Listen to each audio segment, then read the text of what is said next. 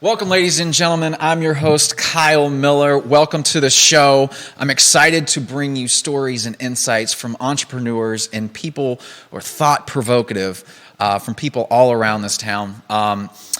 Today, I have a special guest, and with that, you are going to be excited if you're interested in learning about leadership, learning how to grow, expand you as a person. You are not going to want to miss this. We have Mark Silverman on air with us today, and he is a author, high achiever, executive coach. Like, he works with CEOs, entrepreneurs, and what he does is he helps take people where they're at and grow them into magnificent leaders, right? If you and I saw this on your website, and I really like this quote, is what got you here won't get you where you're going, right? And we, as entrepreneurs and as people, we're always the go drivers, the go getters, pushing, and we can push pretty far, right? For a certain distance, but then it kind of drops off. So I'm excited to talk with you, Mark. I'm excited to learn from you today. Welcome to the show. Thank you, and I love being a special guest. That feels really good. Awesome. Mark, tell us a little bit about yourself. Tell us how you grew up, what got you into this. Give us kind of a little bit of insight on who you are. Boy, how I grew up an asthmatic kid on Long Island. Yeah. In the hospital a lot, and trouble breathing, and trying to do sports and trying to be a real boy, and failing quite a bit because my physicalness wouldn't support it. Plus, I think my nerdiness didn't help at all. So what I did to remedy that was drugs and alcohol. Oh. When I learned that if I sold drugs, I would be popular. Right. If I did drugs, I'd be fun. Right. And that started at 12, 13, and 14, right? So it was really young. And that was the pastime on Long Island. If you weren't part of the rich kids, right? The rich kids had the better drugs, the better parties. Right. But that started my career in underachieving. Man, that's but you know what? This is I always say this, and it's kind of funny. I found that, and I'm not saying that you were an addict, right?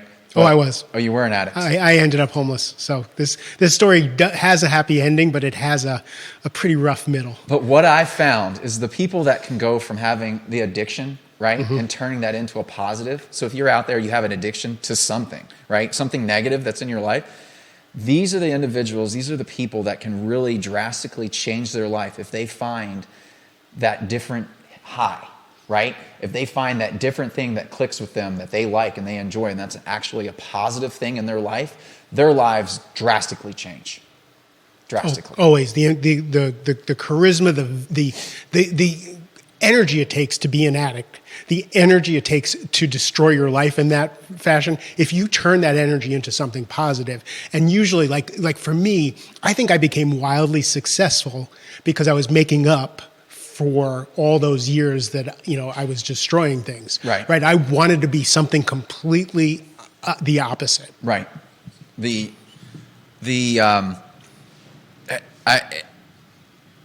talk to a lot of entrepreneurs. I talk to a lot of them. I go to events. I meet them all the time, and this story is rampant among the entrepreneur group. Mm-hmm. Right. Now there are people that are still addicts that never got their life together, never changed. But man, the people who alcoholism, addicted to drugs or whatever, if they can just find that little positive switch to change their life, that little thing that makes them have that high with something good, man, their lives drastically change. And I think it's just amazing how that happens, because I don't have that personality. I don't get addicted to anything. So I'm on a constant push, right? But I find that those guys, there's just that drive. A crack addict, right, will do anything to find crack if they don't have it, right? They'll do anything.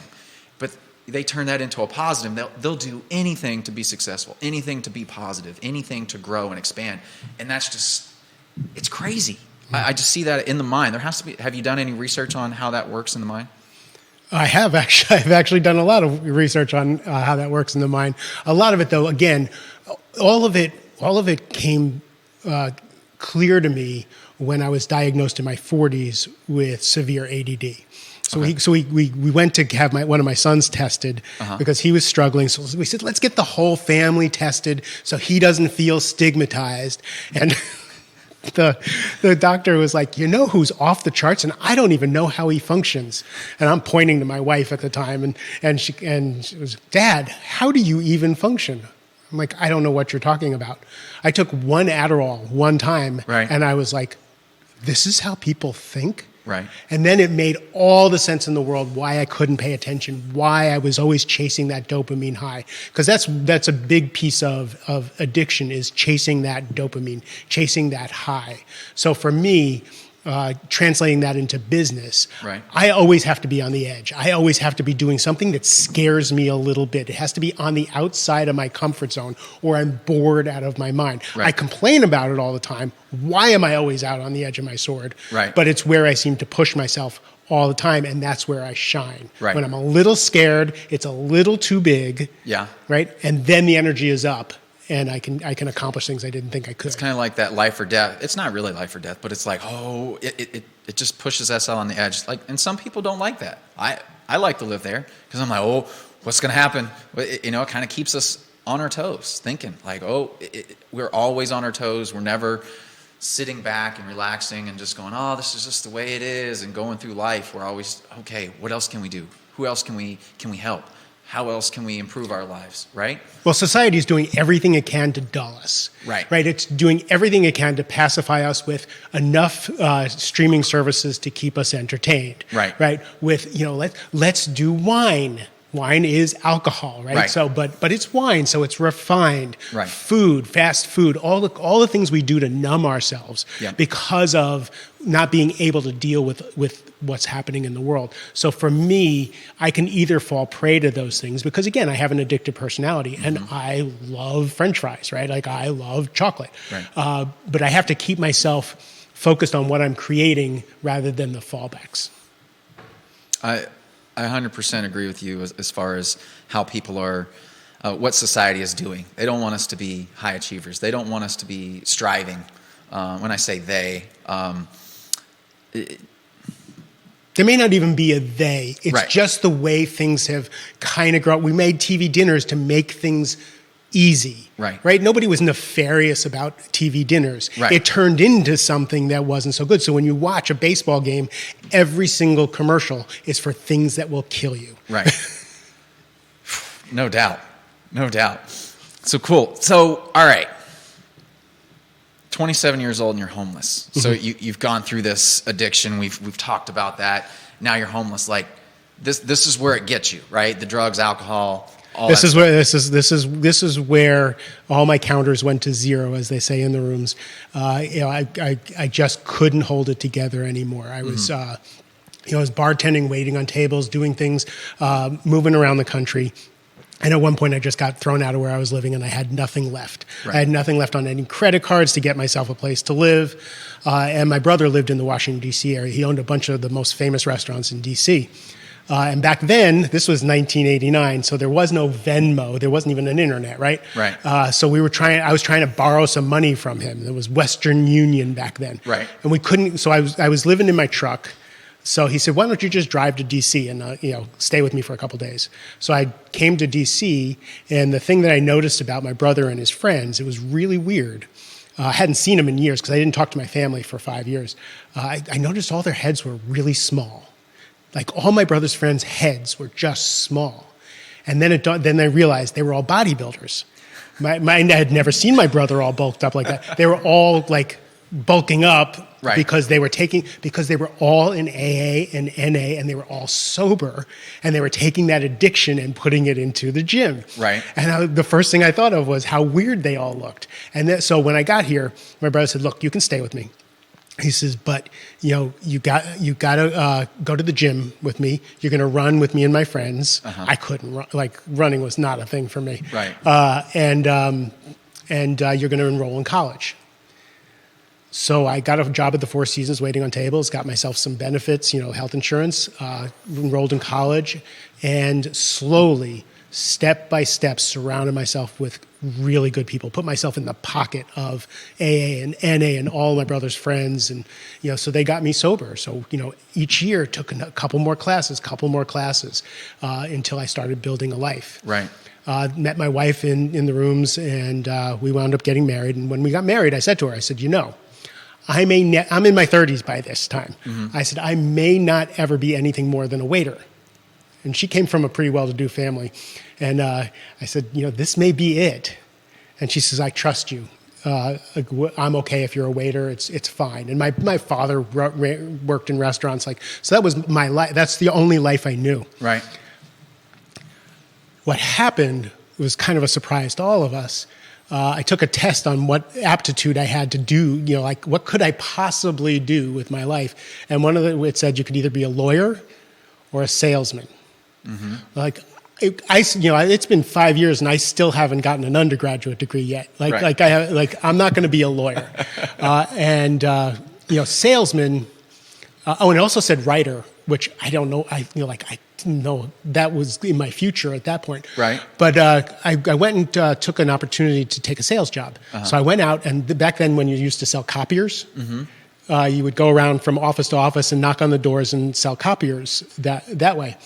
So I went out with one of the sales guys, and I came back, and the sales manager said, Silverman, you're a really nice guy. Do not go into sales. Because I'm shy. I don't like to bother people. I'm a rabid introvert. Right. So bothering people really didn't do well for me. So I wound up actually getting a sales job. And once I started to figure out that to stop selling and to create relationships, I went from just about getting fired to the number one sales guy in that particular job. And it was the first job I had, not being a waiter. Right. So I was still making about $26,000 a year. Wife, kid on the way. My ex-wife made twice as much money as I did, and she was going to stay home she wanted to stay home with the kids. So I got another sales job. And this time it was in technology, and it was selling something that was really cool. I don't know if you ever heard of smart boards, but smart boards were before we had all these LEDs and all this other stuff. Right. It was a whiteboard that you could draw on, and it would download to a computer. Okay. Coolest thing you ever saw. And if you put a projector on it, you could play solitaire with it and move the cards around and things. I was like, I could sell that shit. Yeah. I can do that. So I wound up selling $1.5 million worth of stuff to the Marine Corps. All of a sudden, I'm the number one sales guy in my next job. Right. Then I then I get another job at another place. Now I'm making like $60,000 a year. It's crazy money for me. Right. The next year I make $125,000 in this new place, and I'm like walking around like I am the shit. Right. Because I'm making all this money, and I kept doubling my income. Yeah. Every year until I'm making $500,000 a year. We're in $1 million house. I'm driving a sports car. It was crazy. We have these two kids, and my now ex-wife is like, did not expect this. Right. We're at the Four Seasons Hotel in Hawaii with all the top salespeople, and the problem with that was, and I just did a keynote on this. I never told all these people. We're at the Four Seasons. And I had been waiting tables not too long before at the Four Seasons. I was homeless just before that. And I'm meeting the president of the company and all these people. My insides, again, why are addicts successful once they get sober? Because we're so desperate to prove that we're not that person. I was so desperate to not be that homeless guy that my clothes were just, I wore Hugo Boss and a solid gold watch and all kinds of stuff, $125 ties to cover that up. Right. So for me, I was running probably at 200 miles an hour versus, to keep up with everybody and to prove all that. Right. Which is where burnout came in.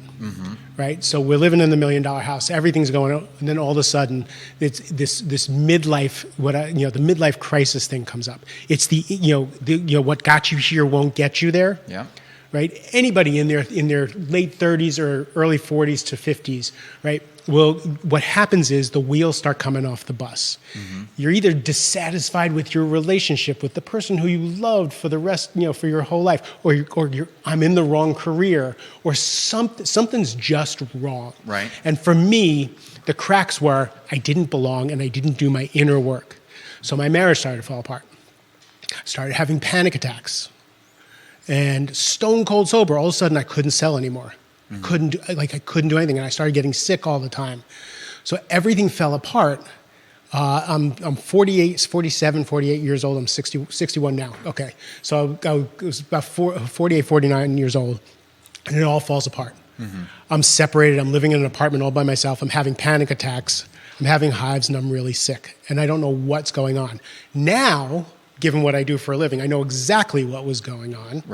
Right? That inside was whispering, something needs to change. You need to do some work. You need to deal with some trauma. You can't burn the candles at both ends to try and prove you're not the homeless guy. Yeah, we got to stop, because we're not going to be able to hold this together. We can't cover up anymore. We got to change. So that's when the drinking comes in for some people. That's when the people, the extracurricular activities start to happen. And you eat, my friend Dr. Jeff Spencer, who's a coach who coaches like U2 and Tiger Woods and stuff, great guy. He calls it the zone of doom, when all of a sudden your life just doesn't fit. Right? And you don't know what to do with that. And as men, what we generally know what to do is blow shit up. Yeah.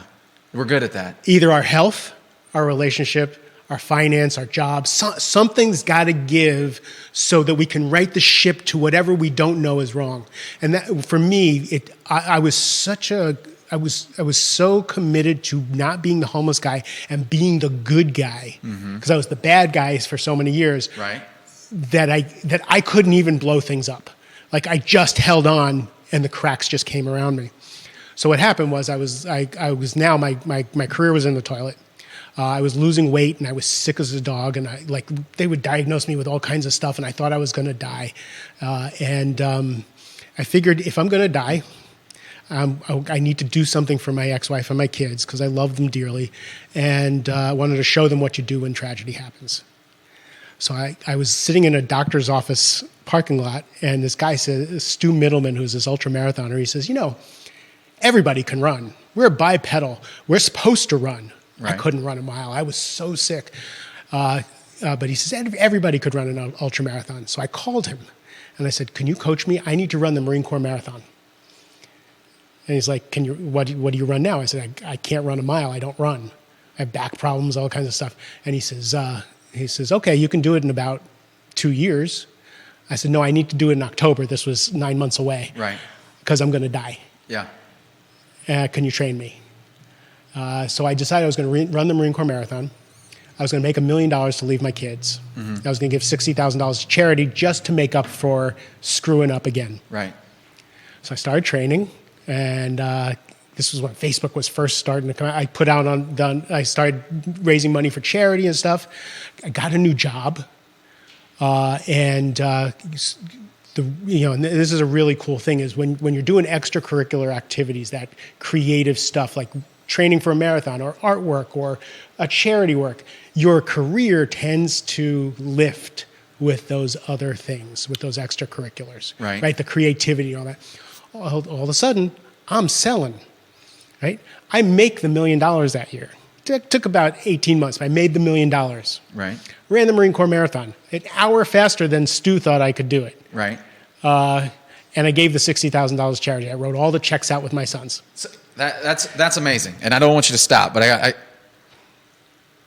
when we make a decision in life and we stick to that decision and we say, I'm doing this come hell or high water, right? I'm going to do it. The universe opens up. It gives us steps. It gives us the people who we need, and it puts the path in front of us. When we say, I'm doing this, and nothing's stopping it, it happens. Like everything that I've ever done in life, if I said, I am making this happen. I'm selling this house this week. I'm whatever. Right? Commitment. I'm gonna lose 20-some pounds. It's commitment. Boom. As soon as you say that, and you start making those actions, and you start doing that, man, you feel so much better. So my book, Only Tens, right, is just about that. Is if you commit, right, if it's a 10, if it's truly I'm going to do this no matter what. Right. Right, ADD doesn't factor in. No. Right, distractions don't factor in. I had 3 goals, and I did all 3. Right. So I end the year, my career's on fire. my health is great, right? Everything is starting to go. So what happened was when I was training, I was listening to every self-help book known to man. I was listening to spiritual books. I was learning to meditate. And I was learning new skills. I was going to build Mark Silverman back differently for my 50s. Mm-hmm. And that's how I became a coach, because I became an ex-smoker. Friends of mine died in their early 50s, at the prime of life with young kids. And I couldn't deal with the compromise we have made to be in the 1%. Right.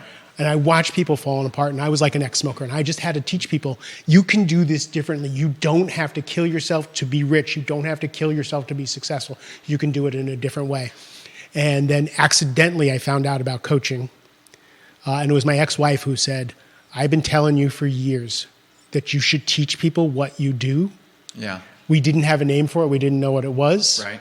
But you should go do this. And I was giving her $10,000 a month to stay home with the kids and take care of her. And she depended on me, and she said, you should go be a coach because that's who you are. Yeah. And that's how this whole executive coaching thing came into being. So you were able to take from those experiences of where you've been, what you've gone through, everything, right? You've had the breakdowns. You've had the, oh my God, I'm dying type issues. And pull that together, and then now go in and start coaching other CEOs, executives, entrepreneurs, business guys and girls to grow and scale and be better for themselves, for their companies. That's for their companies, for their spouses, for their children, for themselves. Yeah. Again, the people that I coach are successful. Yeah. They're really successful. They don't need me to make money. Yeah. They do need me to learn how to have success through others. Yeah. Right. Learn to delegate, learn to inspire a team, learn to create a vision. But they also need to be able to do it. Like again, when that midlife thing comes around, they need to be able to do it without the wreckage. Right. And that's what I care about. I'll get them promotions. One of my clients just got promoted to CEO. And that was one of the things we talked about 3 years ago when we started working together is I want to be considered for CEO. Right. He's CEO. But more importantly, he's going to be CEO with his family totally intact, with his health. He lost a bunch of weight. His health is intact. Right? He's going to go into this job firing on all cylinders and not destroy everything he built. The good to great, right? It's little tweaks. Everybody thinks they're these massive tweaks. They're just little tweaks. We're going to do this instead. These little micro decisions that we make every single day that turn us into what we can become. And I totally am on board with that. So you got a new book coming out. Mm-hmm. Let's tell us about that. So it's called The Rising Leader Handbook, Turning High Achievers into Effective Leaders. Right. So I'm really blessed with a waiting list for my coaching services. I don't really do a lot of advertising. It's all word of mouth. So I'm really, really grateful for that. The way I figured out what my specialty was is who calls me and who refers to me. Right. So I am generally called in by a CEO when they have someone on their team in the C-suite or on the way to the C-suite. They're amazing. They're so talented. They're so good. They're invaluable to the company. They're a bull in the china closet. Mm-hmm. Or, they just are pissing everybody off. Or I really want to elevate this person to the CFO. Mm-hmm. But they won't let go of the day-to-day. They won't delegate. They won't empower their people. Right? What are the leadership skills that, the drive and the things that got them to where they are? Again, when you started, like we talk about our entrepreneurs. Right. They start a business because they're passionate about something. They're creative. They've got an idea. Even if they buy a franchise of something, it's like, I'm going to be in business for myself. And all that energy goes into that. All that energy goes into climbing the ladder. Yeah. But then you have to run the business from day to day. We were talking about that before the mic comes on. Yeah. Building the business is one thing. Running the business day to day through other people, learning leadership skills instead of doing skills, that's the hard part. And what my people don't understand is that the leadership skills are their job now. Right. It is no longer to do things. It's to make sure the right things get done in the right way. And 100%. I think when people start, and I deal with a lot of real estate entrepreneurs and people building those type companies and small business blue collar guys, The biggest thing that I see is that they just can't take their hand off of it.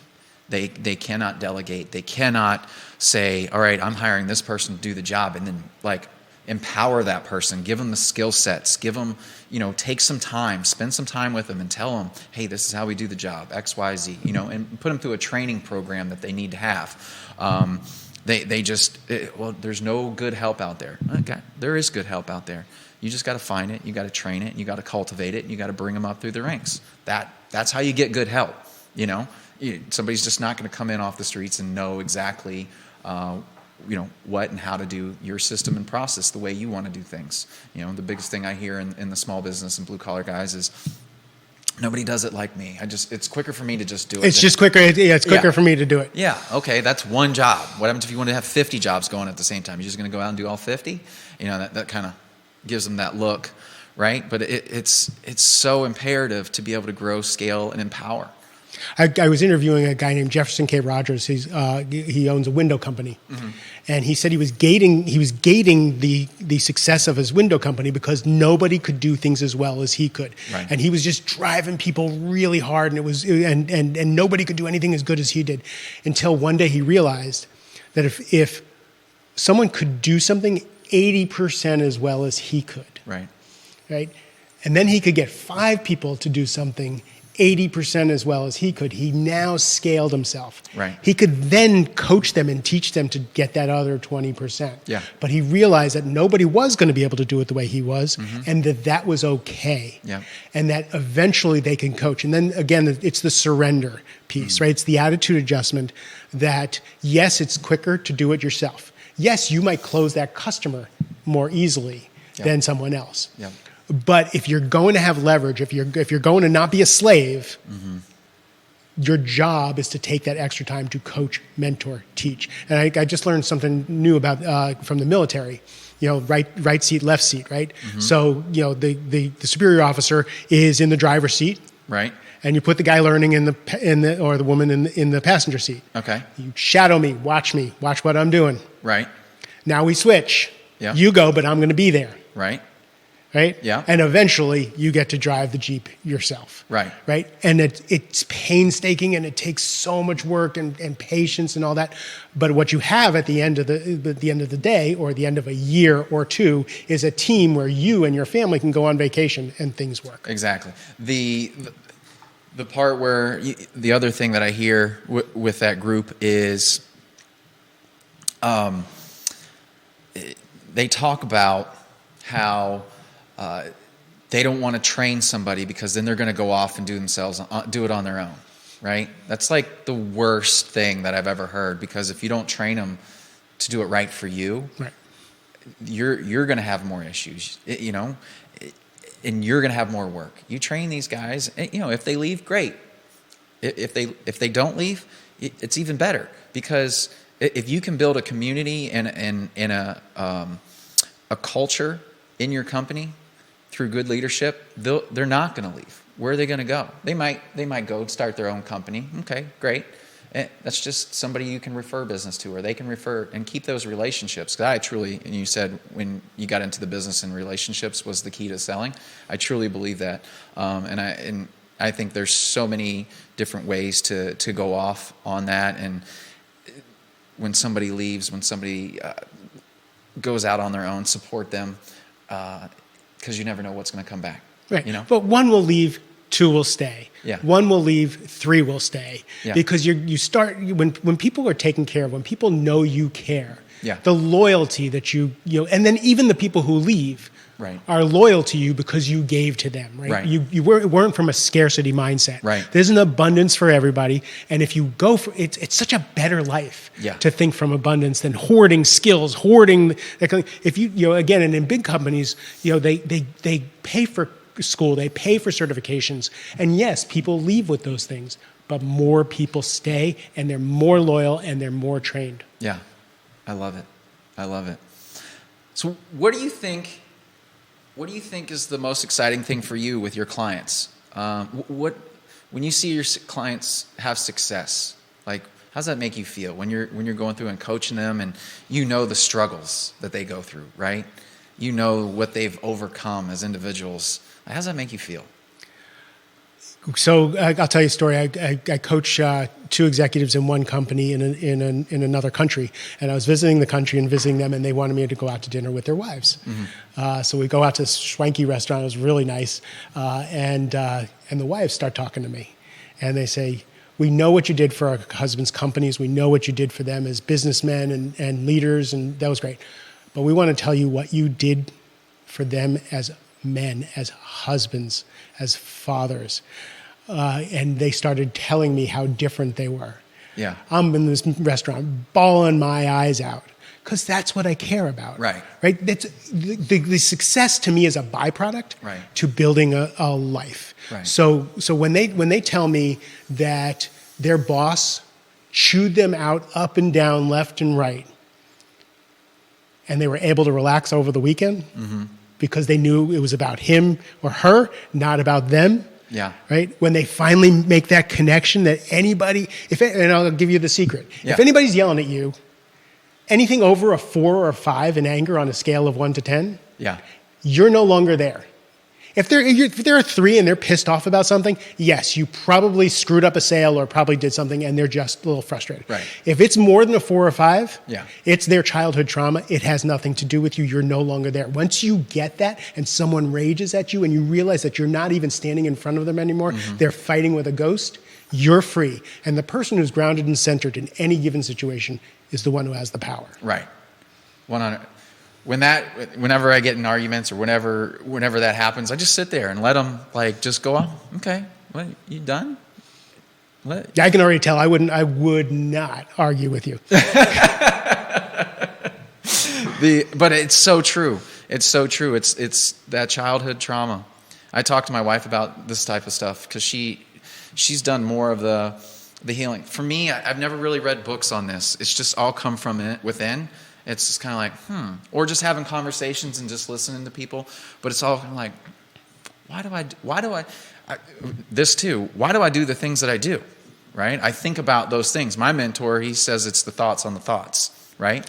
Why are we thinking the thoughts that we're having? So we have to question those. We have to talk, is that true? Is that absolute truth? Or is it, a false lie? Why am I thinking that way? So I try to do that. Why am I thinking this way? Why is that person thinking this way? What came out about and made them blow up? Or why are they having that reaction to something like that? I never put it into the childhood trauma though. So that's interesting. So I'll think about that more. But especially over the level of 4 if somebody's arguing with, because there's really no need to. Nobody's dying. As long as nobody's dying, right? What's the big problem? Okay, I screwed up. All right, what's next? How do we fix it? Yeah, I had a mentor who once said, if it's anything less than $250,000, it's not worth my peace. Right. I think, and I don't think he was that rich that $250,000 didn't mean anything to him, but he was really putting a stake in the ground. Right. That it's unless your kids are sick. Yeah. And that's kind of my philosophy in life. I have very, very low standards in life. As long as my kids are okay, right, I don't give a shit. Right. I'm good. Thank you, Lord. The life is good, right?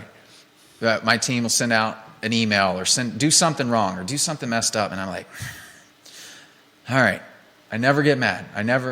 It's never that's not a good form of communicating your wants, needs, and how to improve. So I'll take a second. I'll sit in it. Let the chaos or whatever happen, and I go, okay. Now I'll respond. When my wife and I are arguing, she's a little more loose than I am, and I'm calm. All right, and she'll always say, "Why are you so calm? How are you able to just?" Well, I don't take any of it personal. One, I'm just letting you vent the stuff out, and we'll move on from there, and we'll get better. We'll have a discussion after that. My son's that way, and it's awful to have political conversations with him. Yeah. Because he's just like, why are you getting all upset? Just explain to me your position and why you think that way. Because I thought you were Zen Master Flash, Dad. Right. Not when it comes to politics. Oh man, that's funny. So where can they get this book? I know it's coming out. When's it dropping? How's it How do we find it? So the Rising Leader Handbook looks at leadership from 4 perspectives. Leading up, becoming a trusted advisor. Yeah. Leading across, how do you lead on a team of powerful leaders? Leading your team and then leading yourself. How do you become the best version of yourself? It comes out March 5th. Okay. There's a 25-page summary on my website, markjsilverman.com, that they can get for free. Okay. My first book, Only Tens, confront your to-do list, transform your life. I can look at someone's to-do list and know how they grew up, what they care about, I can read them like tarot cards. They can get that for free on my website also. Okay, awesome. And it's markjsilverman.com. markjsilverman.com. Everything's there. All right, check it out, guys. Mark, I appreciate you coming on today. This is fun. Excited. You can also check him on. You're on LinkedIn too. I'm on LinkedIn, Facebook? Instagram. Yes, they call it Media Mark. Mark Okay. is everywhere. Mark is everywhere. Hey, omnipresence. There you go. But thank you for coming on. I appreciate it. I definitely learned some. I'm going to get the book. I'm going to read the new one.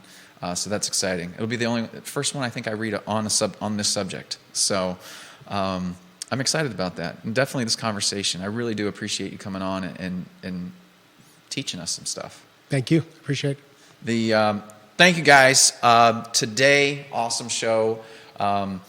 As you can tell, go to his website, check it out. Amazing things, amazing conversations. He has a blog on LinkedIn as well. He posts daily stuff on there, so if you want to check him out there too as well, you can do that. Very insightful. Read it.